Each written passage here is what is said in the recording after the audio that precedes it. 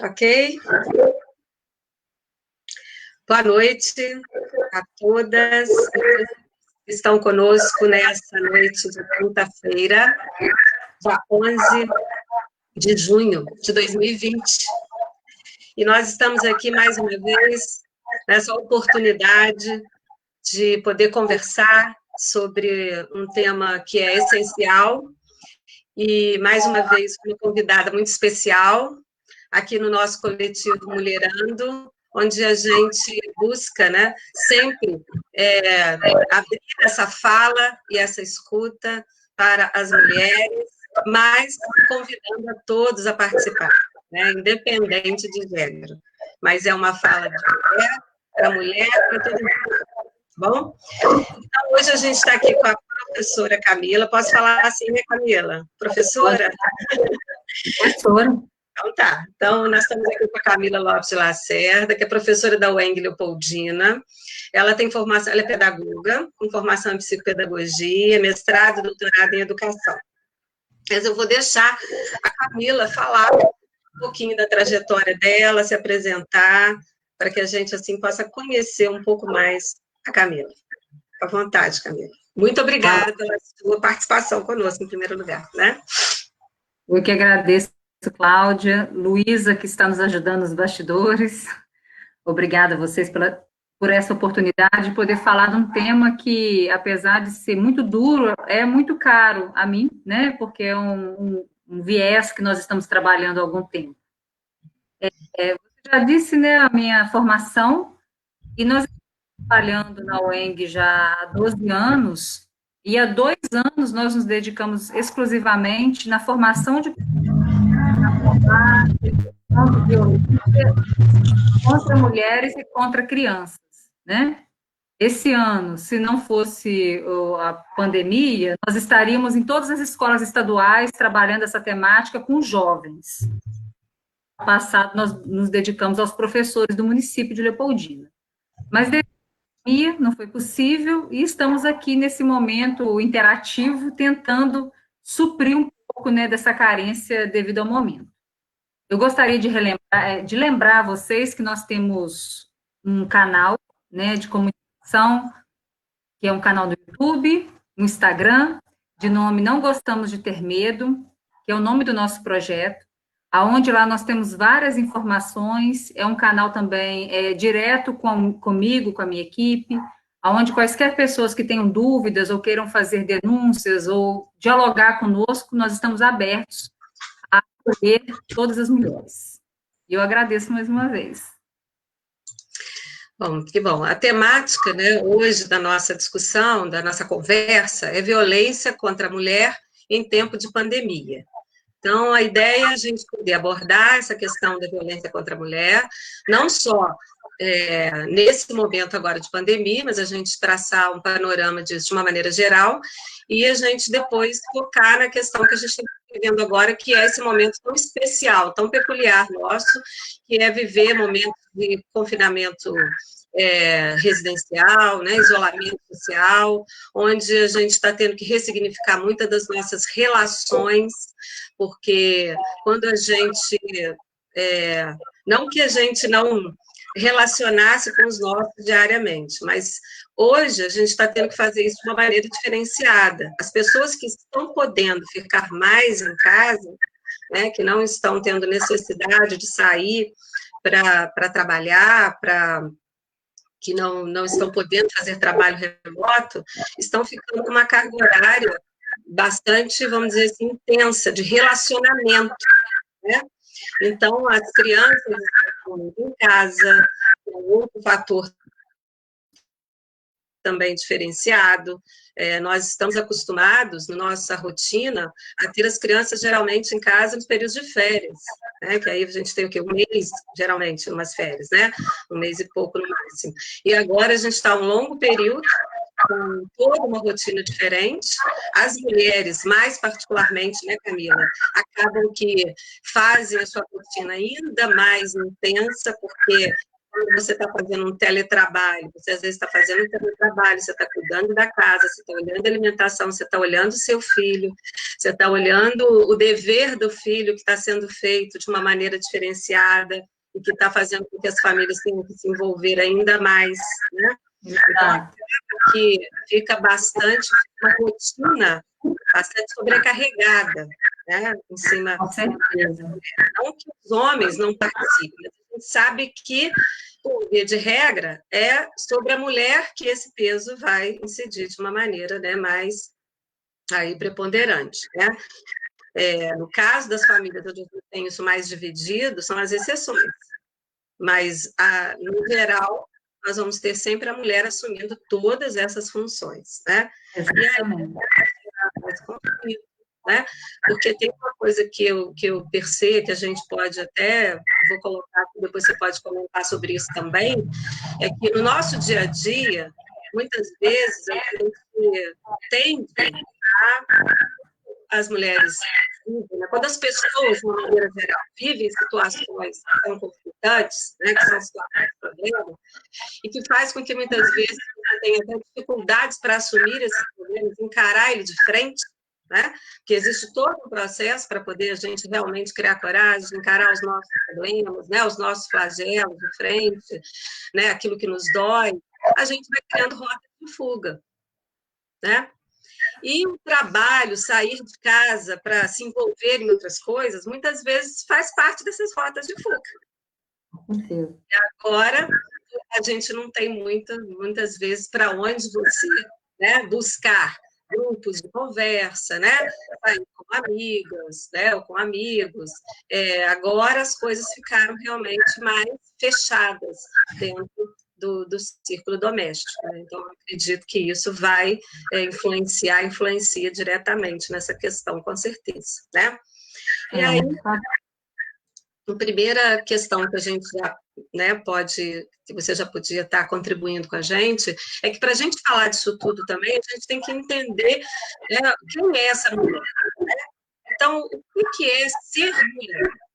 Como que a gente desenvolveu esse processo na nossa construção social de ser mulher, né, desde a questão do patriarcado, do modelo nossa sociedade, né, a questão do machismo de gênero, e o que é ser mulher hoje, né? Como é que a gente foi transitando nesse percurso histórico e a gente chegou hoje nesse modelo de sociedade que a gente tem agora. A gente precisa entender isso para a gente poder entender essa questão da própria violência, né? O que é violência? Exato, Cláudia.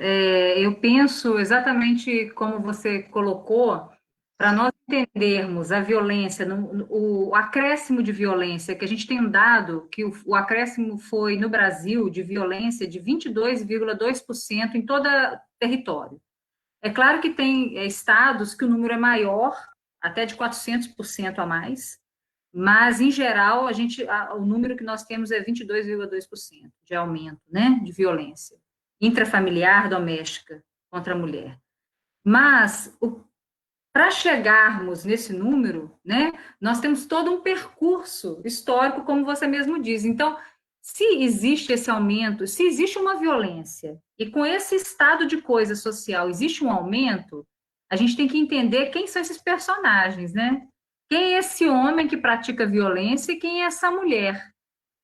Então, nós temos que voltar, e eu gosto muito de definir algumas coisas. Uma delas é o patriarcado, né? Porque é muito senso comum, uma fala muito normal, né, vulgar, onde nós temos pessoas que não entendem o que é patriarcado, não entendem o que é machismo, não entendem o que é feminismo e desconfiguram as coisas.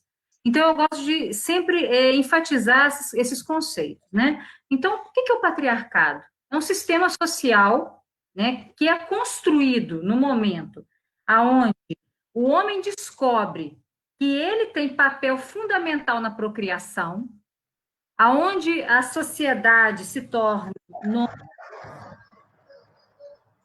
né? Aliás, elas deixam de se tornar, elas não são mais nômades, elas têm as suas propriedades privadas, aonde esse homem ele tem uma ascensão em relação aos seus filhos, porque eles não tinham, porque as mulheres que tinham ascensão aos seus filhos, concomitante instante, esses homens também passam a ter ascensão a essas mulheres.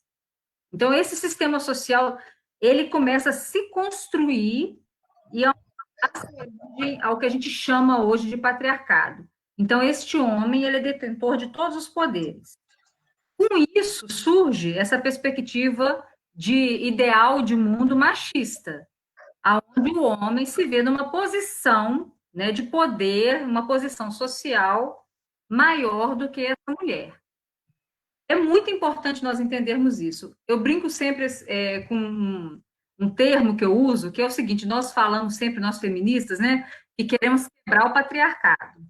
Quando nós falamos isso, nós causamos algum incômodo, porque pensa-se logo numa revolução armada, né, que nós vamos sair matando os homens, e não é isso, né? Nós queremos quebrar esse sistema social onde o homem tem ascensão em termos de poder com relação à mulher e aos filhos.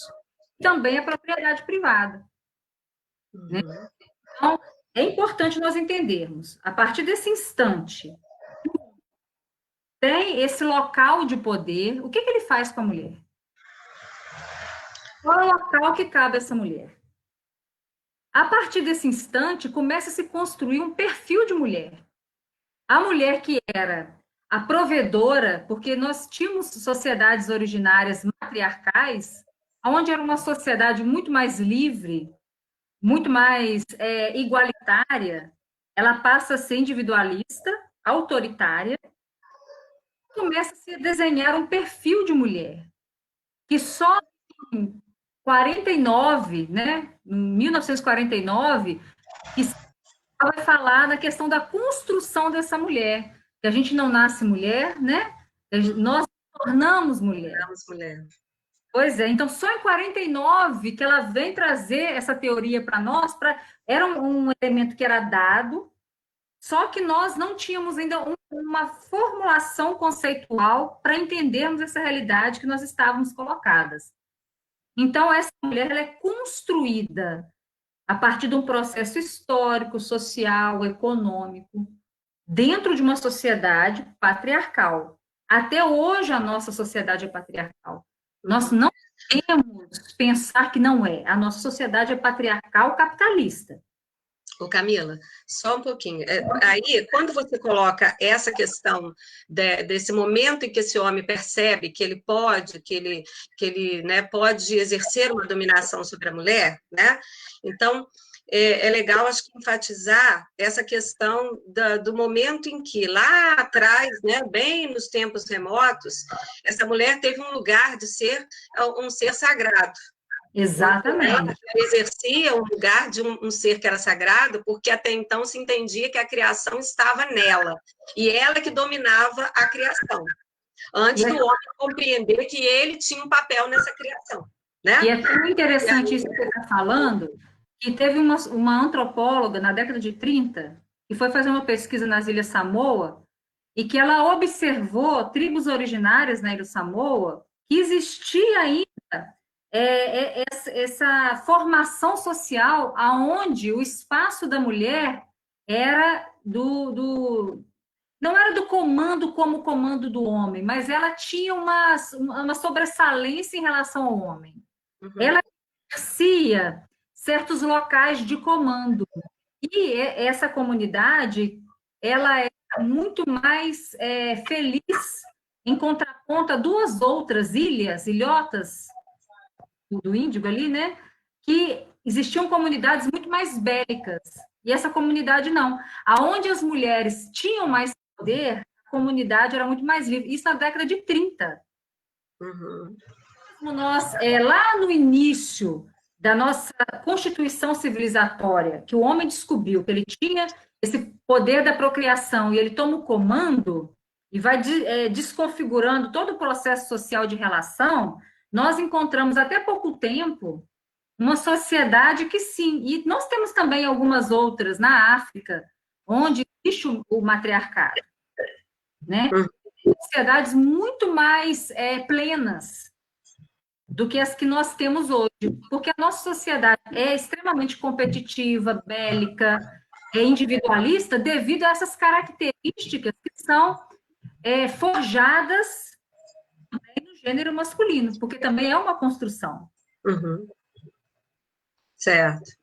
E esse homem toma essa mulher como ele passa como se fosse um objeto até mesmo, né? Em que ele pode dominar, em que ele que decide, né? E passa a ser dono deste corpo, inclusive o dono que vai definir até as questões depois de reprodução também, né? Exatamente.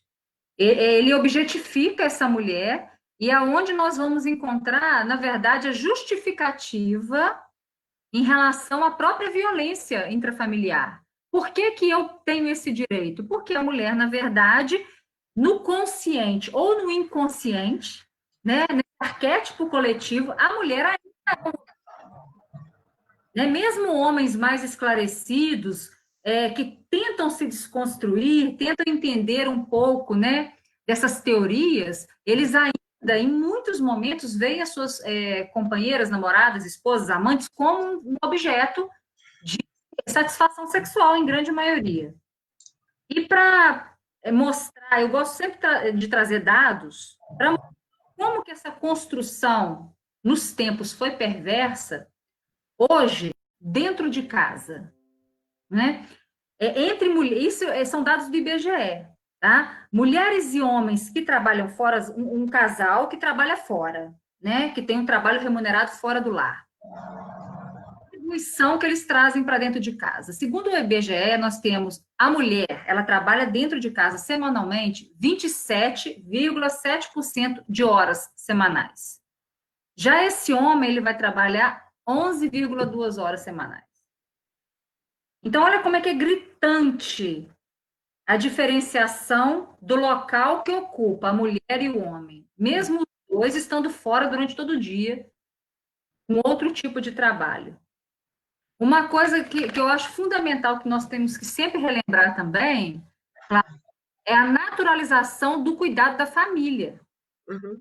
Nós temos que desnaturalizar isso, né? De quem é o cuidado da prole? Por que é da mãe? Né? E aí, se a criança é uma criança mal educada, a mãe não deu educação, não é? Exatamente. Ela é levada, sua mãe não te ensinou, né? Então está sempre sobre a mulher a responsabilidade de cuidar realmente dos seus tutelados. Um outro ponto que eu gosto sempre de ressaltar são as donas de casa, porque já que nós estamos dentro dessa sociedade do capital, se o trabalho dessa dona de casa não é remunerado, ela não tem valia. Uhum. Nós sabendo concretamente que se não fossem essas mulheres que cuidam dos seus filhos, dos seus esposos, das suas filhas, para elas poderem estudar, trabalhar, etc., essa economia familiar não daria conta. Porque Uhum. né, que cuidar do trabalho doméstico, mas ela é vista como um trabalho, porque não existe o capital, Capital. a troca do capital. Na verdade, existe esse capital, mas não o capital da remuneração direta, do financeiro. Exato, Mas a dificuldade que nós temos enquanto sociedade de entender que ali eu tenho um capital, que eu tenho uma relação de produção. Né? Exato, exato. Mas como é uma sociedade capitalista, onde se vigora a questão do dinheiro, se não existe o dinheiro, a moeda de troca, não tem serventia. Aí nós vamos trazer para um ponto que nos é muito caro. E na educação? Né? O papel dessa mulher dentro da escola? Os nossos currículos, como que eles são constituídos? Como que eles são feitos? A nossa escola, ela divide gênero? Ela segue esse modelo patriarcal de papéis específicos para meninos e meninas? Segue. Segue. É hoje. Segue, sim. Segue. Nós construímos meninas de uma forma e meninos de outra forma na escola. Né? Existem as regras, o que a menina pode fazer e o que o menino pode. Né? Então, assim, você é menina, você vai fazer isso? Né? A gente faz isso sem perceber, muitas vezes, porque isso já está tão enraizado, né? Exato. E é nesse ponto, Cláudia, que é importante nós pensarmos que todos nós somos machistas. Porque muitas vezes nós, feministas, não nos vemos como machistas, não temos que nos ver, porque nós nos pegamos nesses detalhes, e eles são muito graves. Eles não são detalhes, né? São pequenos, mas não são detalhes. Agora, um outro elemento, em relação a tempo de estudo e capital financeiro, salário. As mulheres, em geral, elas estudam mais e mesmo estando no mesmo tipo de trabalho, elas recebem menos, mesmo tendo um grau maior de estudo. O IBGE vai dizer que a renda média de uma mulher é R$ 1.392 e de um homem, 1.890, mesmo ele tendo um ano a menos de estudo que essa mulher. Então, está explicitado, está ranqueado a diferenciação, né? Não é uma coisa ilusória, não é vulgarmente falando, né? O mimimi que as pessoas dizem. Está claro, os números não nos deixam mentir. Nós temos também na política, né? Os números de cadeira que as mulheres ocupam é mínimo. Olha bem, Cláudia, deputadas estaduais, nós temos 77 cadeiras, só são 10 ocupadas por mulheres no nosso estado. Isso. Né? Daí a necessidade de nós elegermos mulheres, né? Para que a fala, a perspectiva da mulher seja vista, seja colocada, seja posta, né? Outro dado que eu acho interessantíssimo para nós demarcarmos bem o local da mulher de poder, né? Por que é importante ter poder? Porque é o poder que decide. A mulher, na política, ela faz o quê? Leis. Ela legisla, né? A mulher nas empresas, ela vai fazer o quê? Ela vai comandar a estrutura de produção. Só que nós temos nas empresas somente 6,3% de mulheres em posição de prestígio nas grandes empresas do nosso país. Pois é, se a gente continuar pensando que o outro que está no meu lugar, ele vai pensar o meu espaço, o meu lugar, a minha maneira, ele não vai. Não vai. Enquanto a gente não tem o espaço de fala e a autorrepresentação, é muito difícil você querer que o outro saiba como você se sente naquela situação.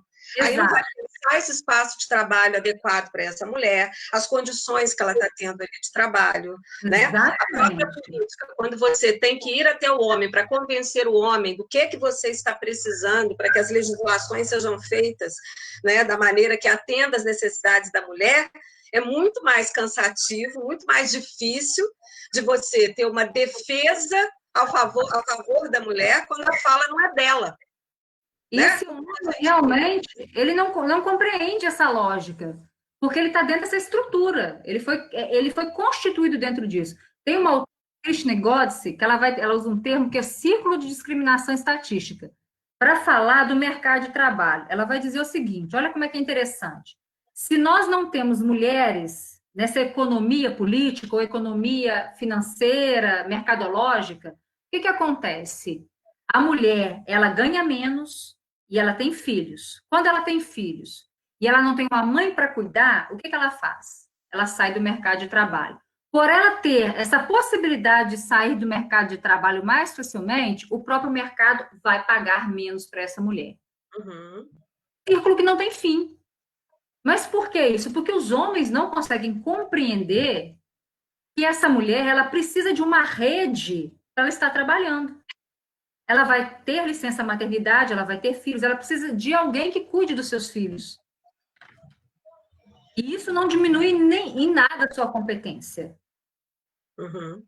Com certeza. E essa relação, né, de depender de alguém para poder cuidar do seu filho. Aí você acaba que muitas vezes você, enquanto mulher, indiretamente, não por querer, mas pela necessidade, pela forma como está a nossa engrenagem social, quando você está explorando uma outra mulher também. Porque às vezes você coloca ou uma menina mais nova cuidando dos seus filhos, né? Que é a vizinha, ou que é uma filha sua mais velha, não é assim?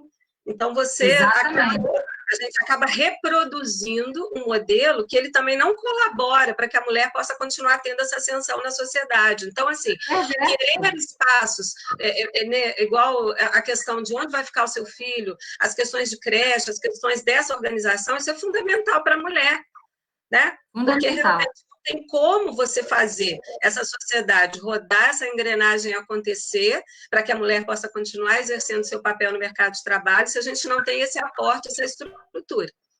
Com certeza, isso é fundamental. Eu fico pensando como até hoje não existe uma legislação que obrigue as empresas a darem esse suporte para as, né, de uma creche ou particular da própria empresa, ou que a empresa subsidie essa mulher para que possa colocar o seu filho numa creche. Isso é fundamental para que ela possa trabalhar.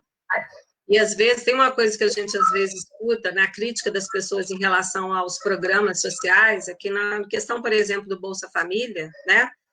A gente, às vezes, acaba repetindo falas sem você entender toda aquela dinâmica ali que está acontecendo. Porque, às vezes, fala, a pessoa está vivendo o Bolsa Família, né?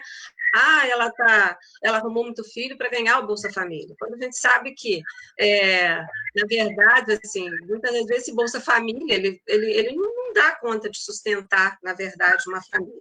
Se você receber por mais filhos o Bolsa Família, mesmo assim, né, ele é um recurso, independente de você ter ou não ter uma outra remuneração, eu entendo que como reparação, como ajuste social, como mecanismo de proteção social, ele é necessário, né? A gente não pode trazer essa fala como uma coisa, como uma crítica só a programas, ou falar que é um programa que é uma coisa protecionista. Não é.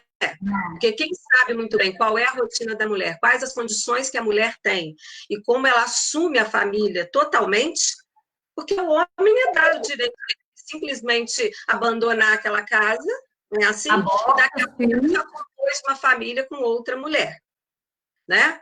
Então, a ele não é dada essa obrigação de ficar com os filhos, e a mulher né? Ela segue, e às vezes ela vai ter um outro parceiro depois, sim, ela pode até ter filho com outro parceiro, esse processo ele vai acontecer, né? Mas isso é algo que ela não tem como ela falar assim, agora você fica aí que eu vou embora para ficar com o outro. Não. Os filhos são dela, estão com ela, e para o homem parece que é algo natural, ele estar e não estar mais, né? Mas isso é extremamente naturalizado, nunca foi dado ao homem essa obrigatoriedade do cuidado. Né? É uma situação enraizada realmente na nossa cultura. E pegando o gancho com essa sua fala, que é uma fala de violência, né? Porque quando você abandona a sua prole, abandona a esposa, você está violentando moralmente essas criaturas.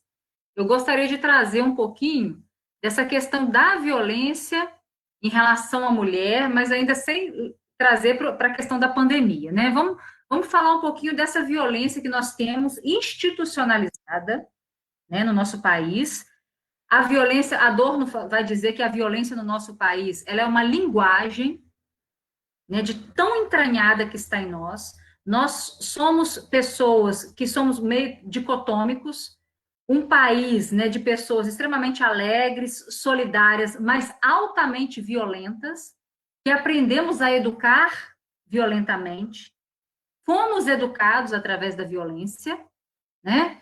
E isso vai se perpetuando em todos os âmbitos sociais. Haja vista essa situação que nós estamos vivendo agora, politicamente falando, que está exacerbando, de certa forma, esses potenciais violentos de algumas criaturas que estavam meio abafados, né? Agora, trazendo alguns dados do mapa da violência do Brasil, de 2017, em relação à mulher especificamente, tá? Veja bem, no ano de 2017, nós tivemos 60, eu vou arredondar os números, 61 mil estupros de mulheres configurados, 61 mil estupros em 2017. Eu não tenho os dados de agora, porque os dados de 2020, eles vão soltar os dados de 2018, tá? O dado mais novo que nós temos é o de 2017. Tentativa de estupro, nós tivemos 6 mil, todos em relação a mulheres. Não estou falando de violência de criança, de é mais alarmante, né? Em termos de feminicídio, nós tivemos 1 mil assassinatos de mulheres simplesmente por serem mulheres. E você sabe, né? Nós sabemos que o que configura o feminicídio? É aquela pessoa que mata a outra sendo parceiro, ou parceiro, né? Então, é um namorado, um marido, um amante, estando morando junto ou não, que mata por achar o quê? Que aquele ser não é um ser, e sim um objeto de sua pertença. Então, nós tivemos 1.100 assassinatos.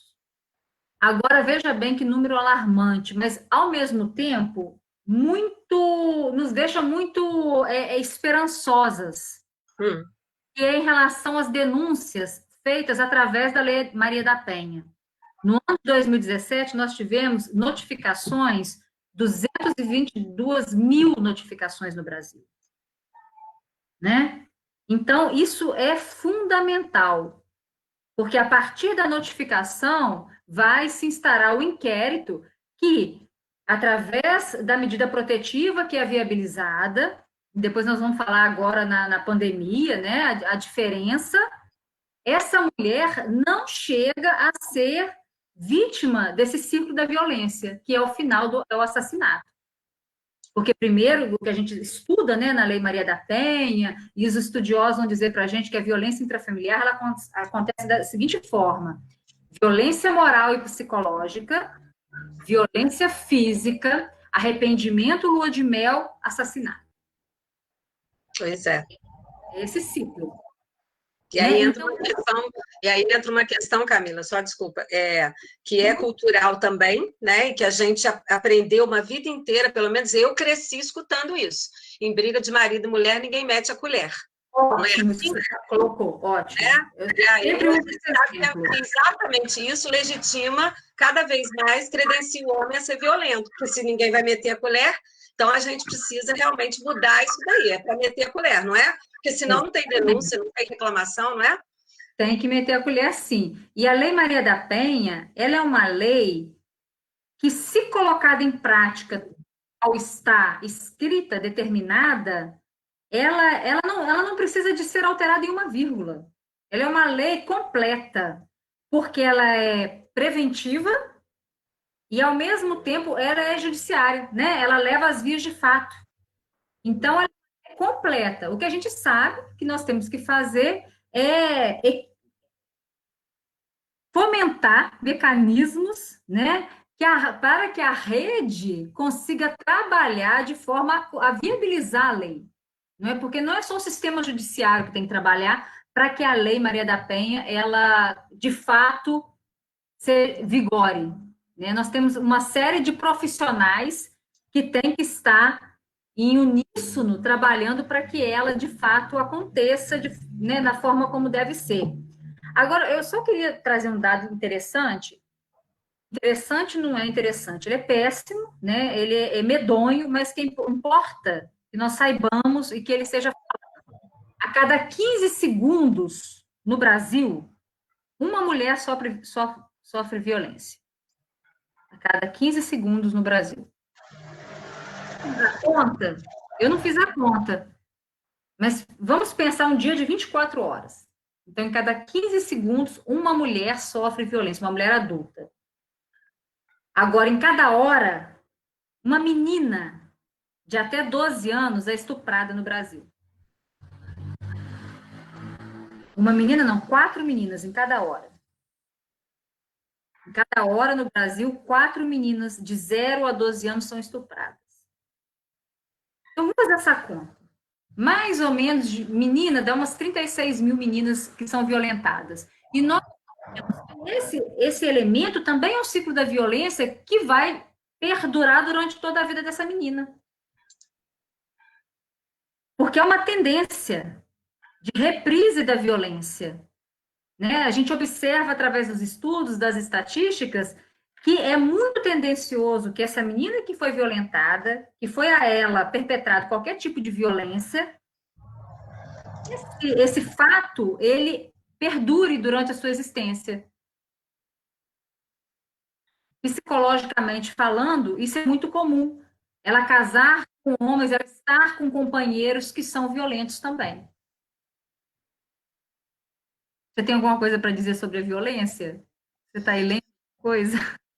Não, estou vendo um recadinho da Luísa aqui, que parece que deu uma travada no meu vídeo lá, né, Luísa? Aí, para mim está tudo bem. Hein? Para mim está tudo bem, seu vídeo. Não, para você... Não, agora voltou. Voltou?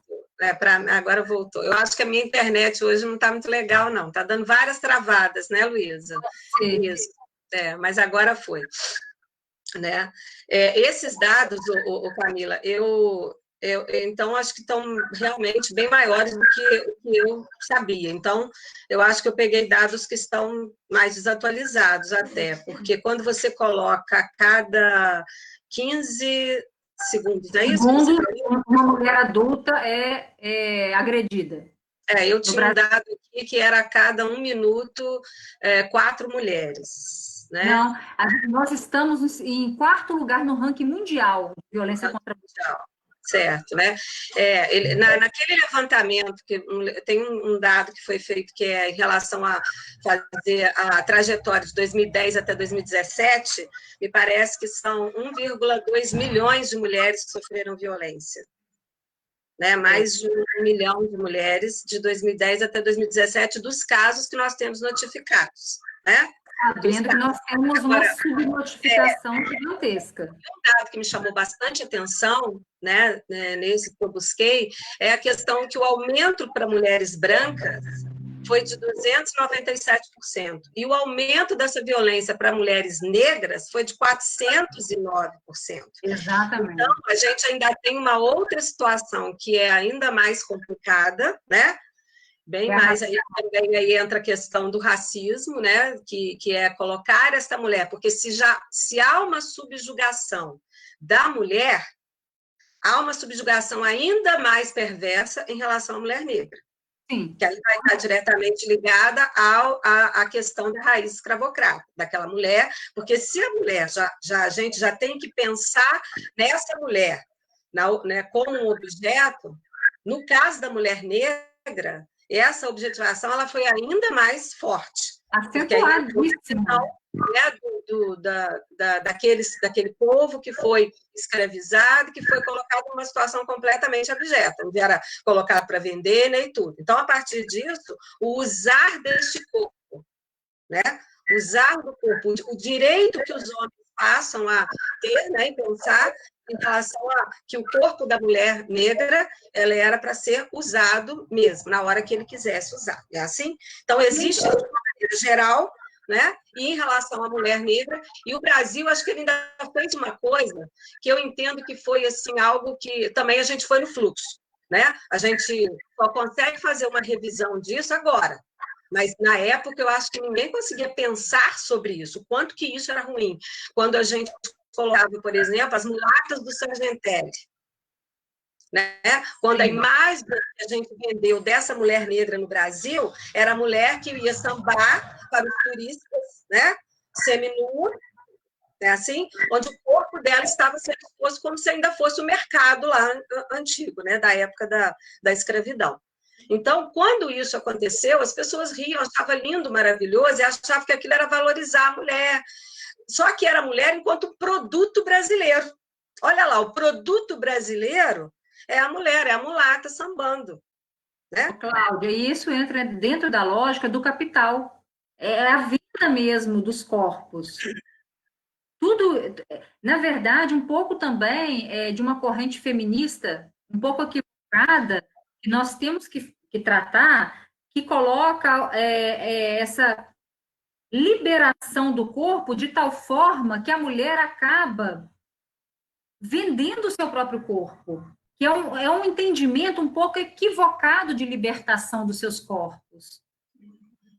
Não só a mulher vende, como o próprio mercado se utiliza desse corpo para se mostrar internacionalmente. E vende o corpo da mulata, e vende, enfim, a nossa natureza, né, as nossas marcas, e vende tudo. Eu tenho um exemplo interessante, Cláudio, que houve uma vez que eu estava no exterior e o taxista me perguntou de onde eu era, eu falei que eu era do Brasil, ele não acreditou. Ele perguntou para mim, mas você não é preta. Porque a imagem no exterior para mim o carnaval. Eu falei, não sei, eu não gosto de carnaval. Ele se assustou. Porque a imagem que é vendida nossa, né, do turismo, é o turismo sexual. Com certeza. É o turismo sexual. Pior ainda é o turismo sexual infantil, que a gente vai trabalhar amanhã numa outra live. Agora, ô Cláudio, vamos trazer um pouquinho, então, essa violência para momento de pandemia? Isso, vamos lá. Quais, quais são os fatores, né, que desencadeiam esse aumento da violência? A gente tem que pensar sobre isso. Porque a violência existe, ela está deflagrada nos lares, mesmo que os números sejam altos, são números subnotificados, nós sabemos disso, por uma série de questões também machistas, né, de concepção machista, de uma sociedade patriarcal, as mulheres são inibidas de fazerem suas denúncias. A pandemia que nós temos 22,2% de aumento em termos de Brasil. Eu trouxe alguns números aqui do exterior, em termos de aumento de denúncia. Olha, Itália, Espanha, Portugal e França aumentaram 30% as denúncias. A Rússia aumentou 50%. A China aumentou 3 vezes, triplicou o número de denúncias. São Paulo, houve um acréscimo de 20%. Agora, veja bem, Mato Grosso, feminicídio no Mato Grosso, 400%. Nossa. Não é só de violência, não. É vias de fato. Feminicídio, 400%. São Paulo, 68% de feminicídio. Dados atuais que eu busquei. Uhum. Então, nesse momento de pandemia. Agora, vamos pegar esse recorte. Por que disso? É uma confluência de fatores. A gente não pode pensar um fator isolado, né? Nós temos que buscar esse histórico nosso de um país colonizado, violento, que foi forjado na violência, aonde nossas mulheres, onde nós fomos objetificadas, né, vistas como produto para procriação e para prazer, a depender da cor da pele dessa mulher, né?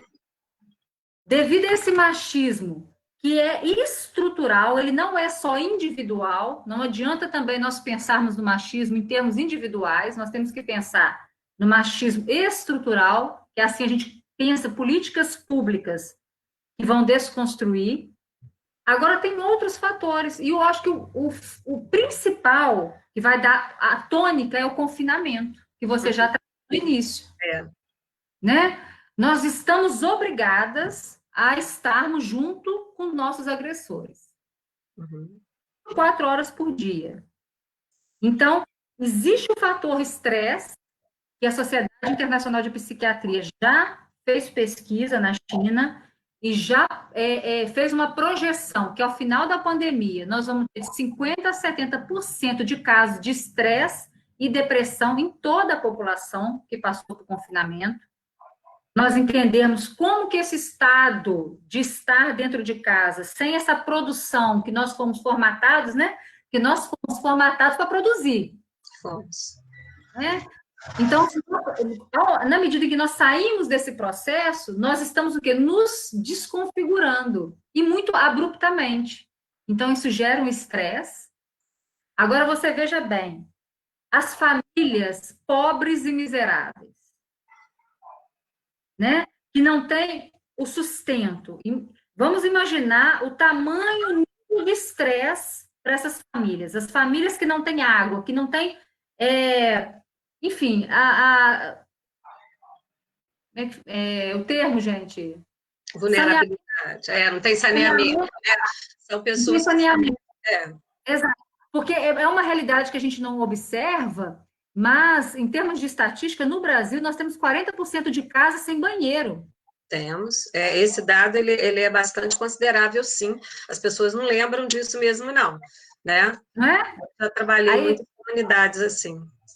Então, você veja bem, nós dentro de uma casa, sem alimento, as crianças não estão indo para a escola, né? Sem essa sanitarização, sem água potável. Isso todos são pequenos elementos que, ao se somarem, né, vão permitir, fazer com que este homem, que vê a mulher como seu objeto, se justifique para mais atos violentos.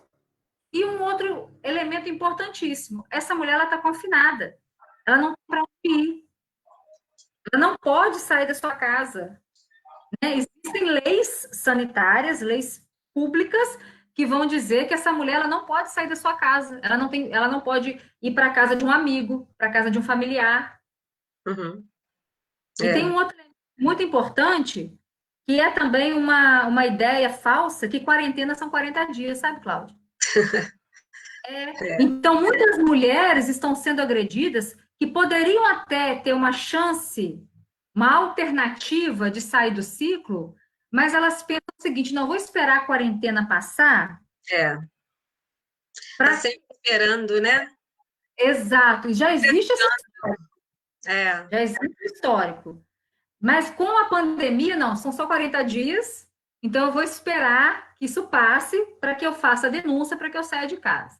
Outro elemento, álcool. Uhum.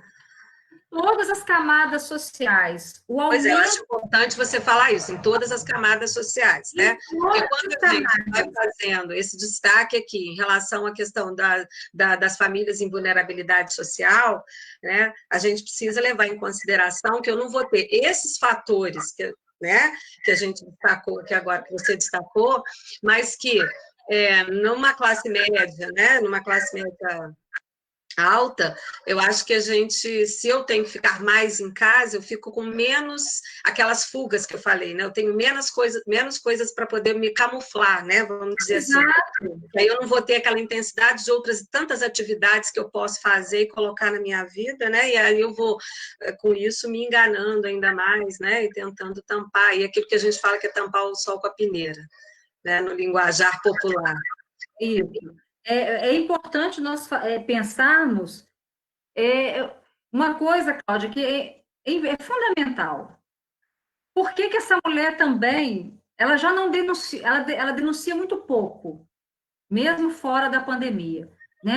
Esses elementos da pandemia, principalmente isolamento, você não pode, você não tem o apoio, enfim, você não pode ir para a casa de outros, mas fora da pandemia, em geral, mesmo a mulher sendo classe média, ou média alta, ou rica, em grande conta, elas não têm apoio da família, porque a nossa sociedade vai dizer o seguinte: fique, dê uma chance, tente, se esforce. Nós acabamos, mulheres, virando centro de reabilitação de homens. É isso que a sociedade diz para nós. É uma série de questões, é por status social, é por não ter condição de cuidar dos filhos sozinho, é por saber que este homem não vai pagar a pensão adequadamente, conforme deveria, né? Porque lá os seus rendimentos. É por também ter uma dependência emocional, não termos uma rede de amizades, uma rede protetiva que vai dar conta disso, isso independente de classe social. Isso não tem nada a ver com classe social. Nós vemos aí estatística e casos mostrando para nós, a todo instante, mulheres politizadas, mulheres que sabem dos seus direitos, no ciclo da violência. E é importante, tá, Cláudia? Eu acho muito importante nós falarmos desse ciclo. Eu gostaria que, se houver alguma mulher que está nos ouvindo, que já passou por esse momento, que ela faça uma reflexão, se não é assim que acontece. Começa a agressão psicológica, um xingamento, uma depreciação, a violência moral, até chegar numa agressão física. Aí depois o homem se arrepende, ele pede desculpa, ele pede perdão, ele tenta culpabilizar a mulher. Logo após, entra a lua de mel. A mulher perdoa, acredita, porque ela deposita ali o afeto dela. Ali é uma vida que ela construiu. E ela tem uma família, na grande maioria das vezes, com filho, né, constituído, aquela coisa toda. Ela aceita e começa tudo de novo, até chegar ao ápice do feminicídio. Então, é importante que as mulheres possam reconhecer esse ciclo e romperem esse ciclo. E como que a gente rompe isso? No momento de pandemia. Olha a dificuldade no momento da pandemia. A quem você recorre, né? Quais os caminhos, quais os meios? Município de Leopoldina, eu indico ligação da Polícia Militar, eles estão atendendo com precisão, delegacia com a doutora Gisela, né? Estou falando para o município de Leopoldina. Tenho certeza que todos os municípios estão funcionando assim.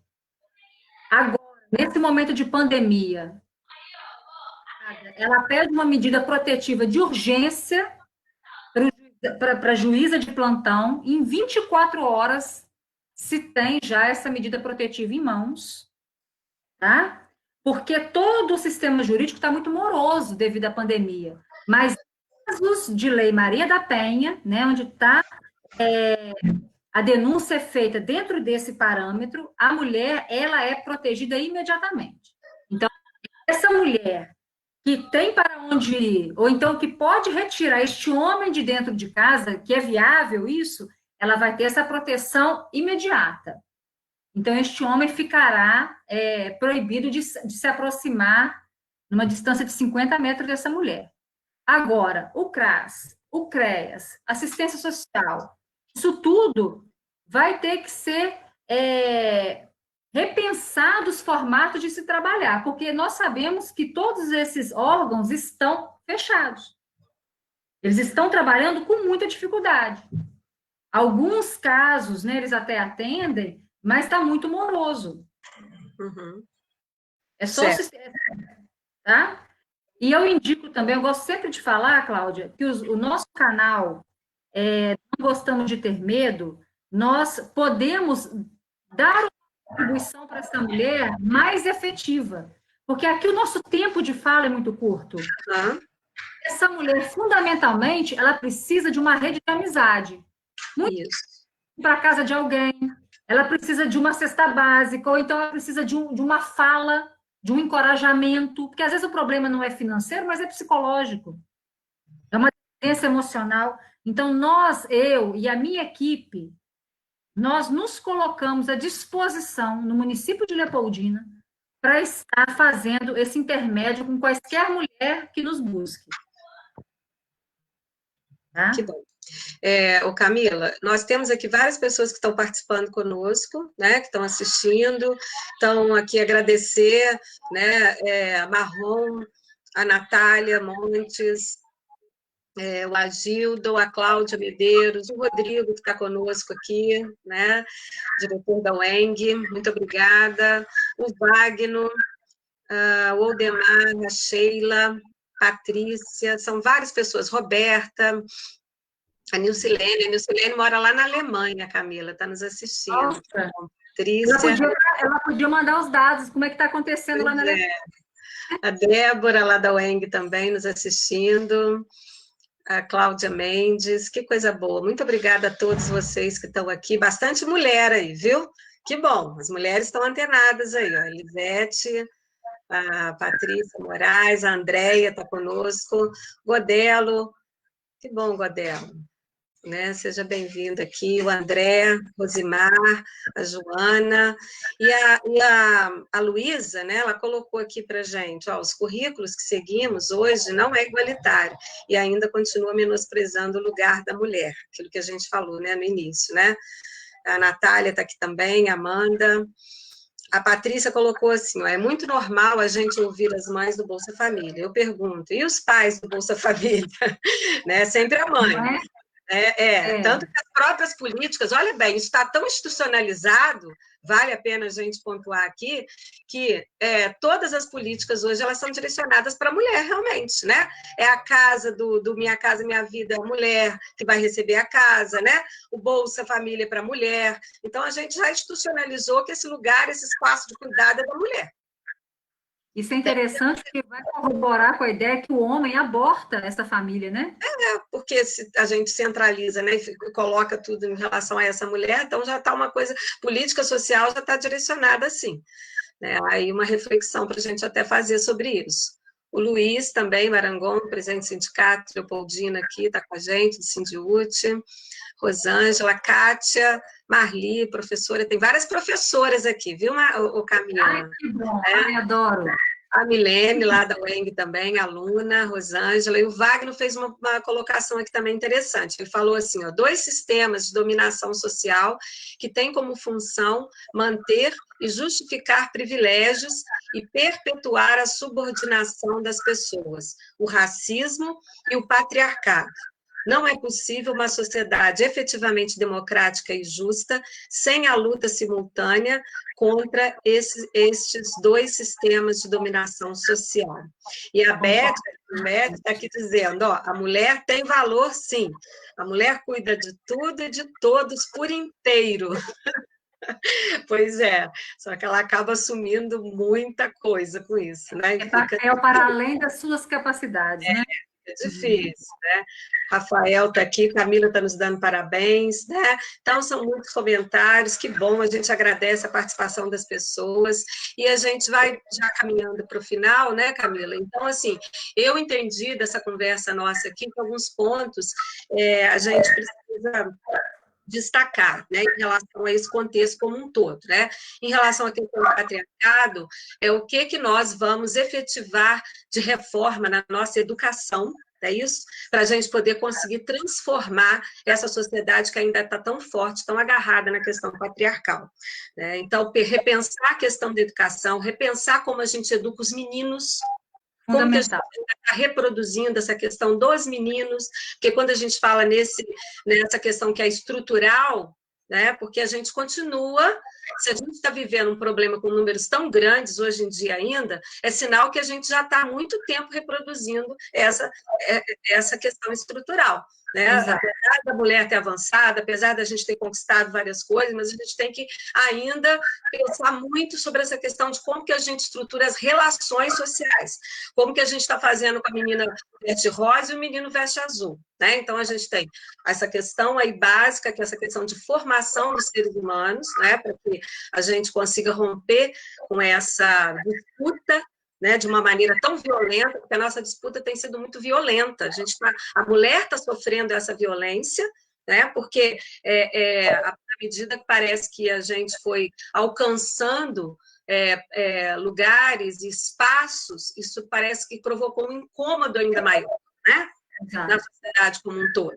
E aí, quem vai ser atacado? Justamente quem? Aquela que a gente direciona, que a sociedade direciona como sendo o objeto que está causando essa confusão. E, no caso, é a mulher. Então, é como se a mulher ainda fosse culpada por estar desestruturando a família, estar desestruturando as relações, né? Então, eu acho que essa questão da educação, essa questão, quando a gente fala, e quando você colocou muito bem, dessa violência, dessas notificações, essa mulher, então, se reconhecer sendo violentada, que é outro ponto, né? Quando eu me reconheço, quando eu reconheço que eu estou vivendo uma situação de violência, para que aí eu possa ter um movimento no sentido de sair e romper com esse ciclo de violência. E aí a gente pensar o que nós temos em termos de políticas básicas, o que a gente tem na sociedade para dar esse acolhimento, o que muitas vezes fica a cargo, às vezes, de outras organizações, não é assim? Porque às vezes a gente precisa de mais, não precisa, né? Então, nós precisamos de política pública praticada, porque se nós seguíssemos a Lei Maria da Penha, é ótimo, mas nós não viabilizamos. Tem que ser viabilizado, porque na lei é colocado esse todo aparato para essa mulher, de proteção mesmo, de prevenção para essa mulher, mas não é viabilizado. Pois é, e fica parecendo que a gente vê em alguns casos, né, é que a mulher é que acaba ficando confinada, né? Porque quando tem, às vezes, uma situação que a mulher tem que ser protegida daquele homem, né? Às vezes ela que tem que ficar num lugar de confinamento depois. Revitimiza a mulher. Isso. Revitimiza ela. A gente vê, assim, lugares, cidades que têm aquelas casas de acolhimento, né? E mulheres morando naquelas casas de acolhimento, ficando alijadas da sua família, né? Porque elas é que têm que, às vezes, ficar... O homem mesmo, com a violência, está aí, por aí, e elas é que estão em situação de confinamento. Então, a gente já tem bastante para a gente poder melhorar dessa estrutura. O Brasil parece que a gente é meio expert nessa coisa de fazer leis bem feitas, e não né? Colocar e não montar as estruturas sociais para que a gente possa fazer essas leis funcionarem de uma maneira realmente, né, efetiva. Tá? Então, assim, eu quero te agradecer muito, muito mesmo por essa oportunidade oportunidade, por essa realidade que você nos trouxe, né, da gente poder refletir sobre isso. É um tema que não se esgota e que a gente precisa falar ainda mais dele, cada vez mais, né, porque a gente tem aí uma série de questões ainda para serem repensadas, discutidas, e principalmente eu acho que as mulheres, quanto mais elas falarem, buscarem se informar sobre isso, elas vão compreender melhor qual é o lugar delas dentro dessa sociedade, né? E se enxergar e entender se a relação que ela está vivendo é uma relação que está realmente fazendo bem para ela, ou se é algo que está, né, corroendo ela, vamos dizer assim, e ela às vezes não está percebendo. Então, eu vou deixar agora a fala final com você, para você fazer as suas considerações finais, mas já deixo aqui o meu muito obrigada mesmo, viu? E, quem sabe, numa próxima oportunidade, a gente retoma aí, né, mais ainda essa discussão, aprofunda um pouco mais ela, e assim, fica à vontade, inclusive, para você pontuar nessa fala final sua, o que você acha, assim, que a gente precisa agora, mais assim, o que está faltando, mais efetivamente? Fica à vontade, qual o seu sonho? Meu sonho. Agora, qual a sua maior esperança? O meu sonho é nós termos viabilizado mesmo a Lei Maria da Penha, em todos os seus nuances e aspectos, né, que nós tenhamos uma rede de proteção para essas mulheres e crianças de fato funcionando, né, com assistência social, com psicólogo, com nutricionista, enfim, com médicos, toda essa rede permitindo que essa mulher se encontre e se entenda e se enxergue. Porque o que acontece? É muito difícil, nós não podemos banalizar a violência intrafamiliar. Ali, nessa vida, está contido um sonho. Não é uma violência de um assaltante na rua. É a pessoa que você escolheu para ter sua vida. Então, tem um sonho ali, né? E para desconstruir esse sonho, para você perceber que você está imerso numa situação de violência, que você não precisa viver isso, porque por mais que você sofra ao sair, é muito melhor do que você sofrer uma vida inteira, ou apanhando, ou até chegar à morte, você precisa de ajuda. Então, meu sonho é que nós tenhamos uma estrutura social, uma estrutura de política, com profissionais adequados, né? Uma educação de base também, que venha formando essas pessoas para essa desconstrução da violência, como uma linguagem, para que a mulher também entenda o que é violência, para que todos entendam o que é violência. E eu gostaria de fazer uma indicação. Vejam, porque esse tipo de estrutura faz mal também para o homem. Então, eu indico que vocês assistam um documentário que se chama O Silêncio dos Homens. Porque ali nós vamos perceber como também essa estrutura é dura para os homens. Não são homens violentadores, são homens comuns, mas que têm muitos conflitos também. Né? Está muito difícil essa transformação social. Então, é importante que todos nós busquemos, e as mulheres também vejam, não é só para homens, não. E reafirmo, né, o meu convite para que todos se inscrevam no nosso canal do YouTube e do Instagram, não gostamos de ter medo, e se sintam à vontade a nos buscar, nos procurar. A Universidade do Estado de Minas Gerais, aqui representada por mim, está aberta, né, para a comunidade, para a formação de professores, para a formação dos coletivos em geral, né, nós estamos à disposição para o trabalho. Muito obrigada.